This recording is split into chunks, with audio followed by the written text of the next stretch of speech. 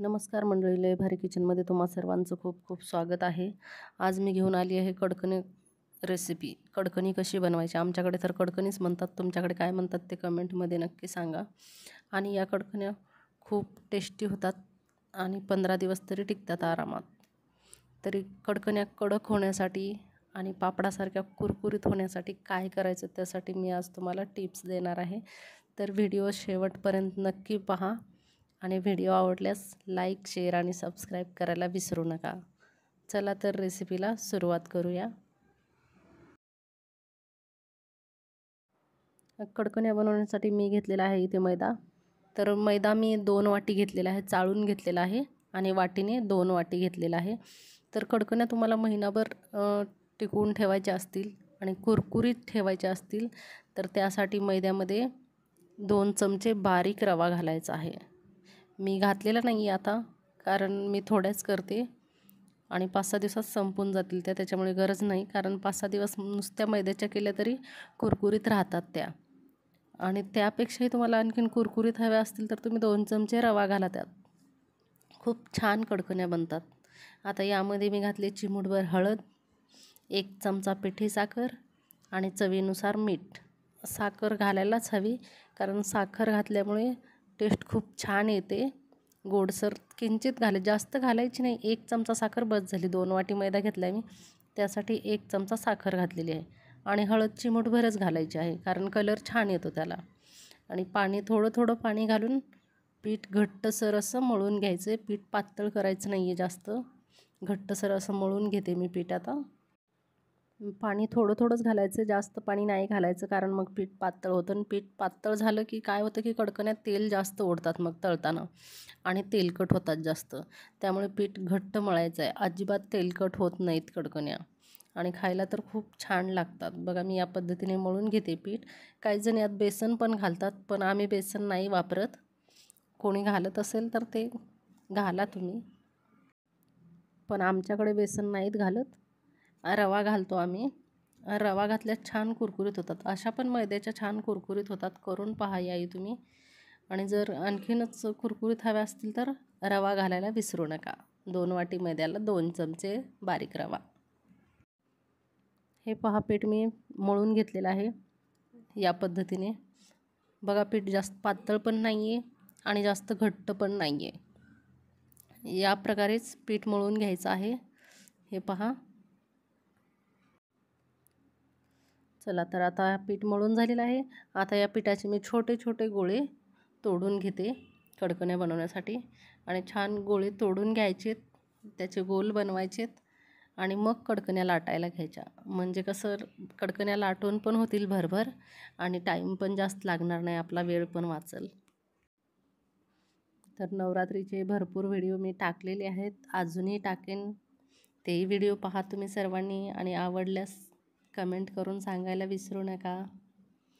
थोडंसं हाताला तेल लावून घ्यायचं, जर पीठ चिकटत नाही आहे, पण जर चिकटलं तर हाताला थोडंसं तेल लावून घ्यायचं आहे, म्हणजे पीठ अजिबात हाताला चिकटणार नाही आणि कडकण्याही छान बनतील। आणि जेवढं होईल तेवढ्या पातळ लाटून घ्यायच्यात कडकण्या।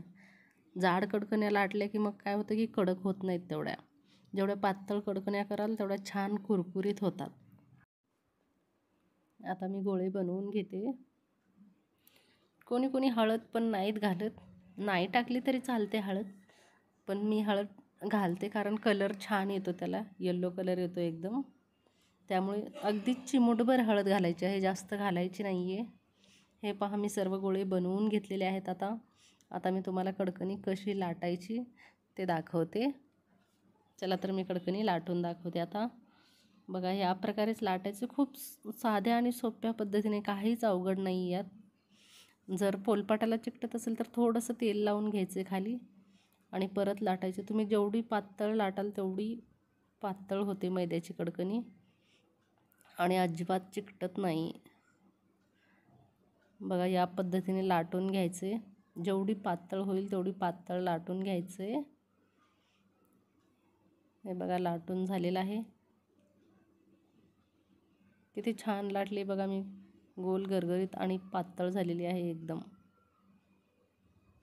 आता यात छिद्र पाडून घ्यायचे 5, एक मधात आणि बाजूने 4, कारण आपण देवाला जेव्हा नैवेद्य दाखवतो तेव्हा एका दोरीमध्ये बांधतो ना, त्यामुळे मग हे इझी पडतं. आणि हे छिद्र केल्यामुळे कडकणी छान कुरकुरीत पण होते तळून, त्यामुळे हे छिद्र पाडायलाच हवे. बघा या पद्धतीने, बघा किती छान लाटून घेतले मी. अजून एक कडकणी तुम्हाला मी लाटून दाखवते याच पद्धतीने. आणि असंच खूप साऱ्या कडकण्या मी लाटून बनवून घेते.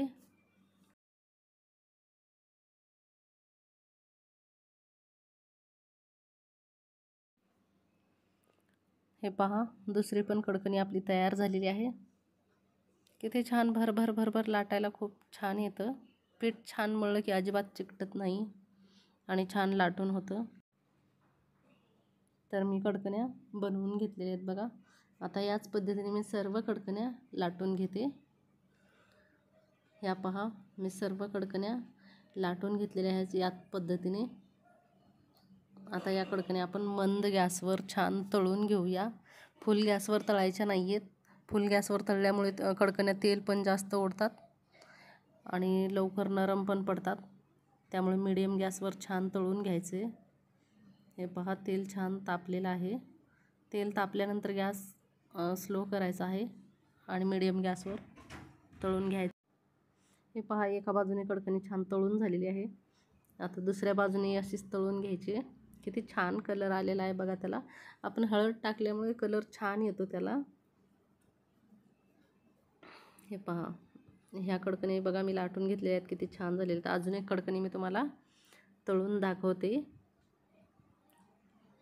किती छान फुलते सुद्धा बघा ती कडकणी, आणि मस्त कुरकुरीत आणि कडक होतात. लहान मुलं तर खूप आवडीने खातात.